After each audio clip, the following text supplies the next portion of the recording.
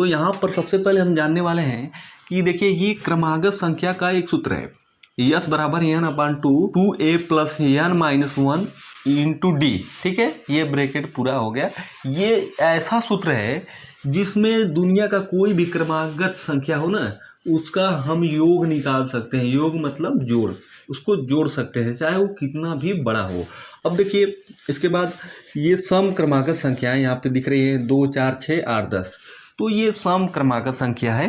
सम क्रमागत संख्या का मतलब ये होता है कि जो 2 से डिवाइड करने पे पूरी तरीके से डिवाइड हो जाए और एक पूर्णांक संख्या प्राप्त हो। अगर इसमें हम 2 से भाग करेंगे तो ये देखिए यहाँ पे 1 आएगा, 2 से 2 में भाग करेंगे तो यहाँ भी 2 से भाग करेंगे तो यहाँ पे 2 आएगा, यहाँ पर 3 आएगा, यहाँ पे 4 आएगा और यहाँ पे 5। तो ये जो संख्या आ रही है डिवाइड करने पे पूरी तरीके से एक पूर्णांक संख्या है और यहाँ पे ये एक सम संख्या है। तो इस तरीके से पूर्णांक संख्या हो और ये जब सम संख्या हो तो इसे हम क्या कहते हैं, सम क्रमागत संख्या कहते हैं। इसके बाद यहाँ पे देख रहे हैं आप विषम क्रमागत संख्या है, यहाँ पे 1 3 5 7 9, यह भी एक निश्चित क्रम में ही है लेकिन ये एक विषम संख्याओं का क्रम है। ठीक है, 1 3 5 ये सब विषम संख्याएं हैं तो इसलिए इसे विषम क्रमागत संख्या कहते हैं।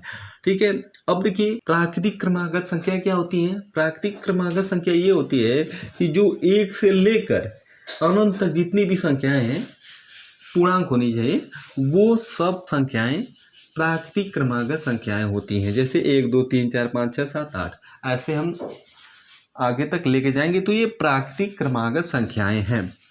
अगर हमें क्रमागत का मतलब नहीं पता होगा तो हम इसको सीख नहीं पाएंगे। तो यहाँ पर हमें जानना होगा कि क्रमागत का मतलब क्या होता है। क्रमागत का मतलब ये होता है कि एक निश्चित क्रम में, और क्रमागत संख्या का मतलब ये होता है कि ऐसी संख्याओं का समूह जो एक निश्चित क्रम में आए। जैसे यहाँ पर हम देख रहे हैं 2 4 6 8। अब देखिए ये 2 2 के अंतराल पे आ रहा है, 2 के बाद 4 4 के बाद 6, तो ये एक निश्चित क्रम में है तो यहाँ पर ये सम क्रमागत संख्या है। अब इसी तरीके से यहाँ भी देखिए यह भी एक निश्चित क्रम में है लेकिन यह एक विषम क्रमागत संख्या है। ठीक है, और यह भी एक क्रमागत संख्या है लेकिन ये प्राकृतिक क्रमागत संख्या है। एक बात और, अगर हम इसको उल्टा भी कर दें कि भाई 10 8 6 4 2 ऐसे भी है तो यह भी एक क्रमागत संख्या होगी लेकिन यह क्या होगी, अवरोही क्रमागत संख्या होगी क्योंकि यह घटते हुए क्रम में होगा। और इस तरीके से अगर हम आरोही क्रमागत संख्या लें तो ये सभी आरोही क्रमागत संख्या हैं क्योंकि ये बढ़ते क्रम में है।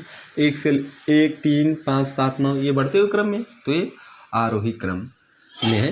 ठीक है, तो इस तरीके से अब अगर आप बात की जाए कि धन क्रमागत संख्या क्या होती है, यहाँ पे हमने लिखा है तो धन क्रमागत संख्या क्या है, ये सभी धन क्रमागत संख्या देखिए 1 2 3 4 5 इसके आगे कोई प्लस नहीं लगा ना तो ये सब प्लस ही है, इसमें कोई दिक्कत नहीं, ये सब धन क्रमागत संख्या के उदाहरण हैं। अगर बात करी जाए कि भाई ऋण क्रमागत संख्या क्या होती है तो यहाँ पर हम ऋण लगा देंगे इनके आगे तो ये ऋण क्रमागत संख्याएं हो जाएंगी।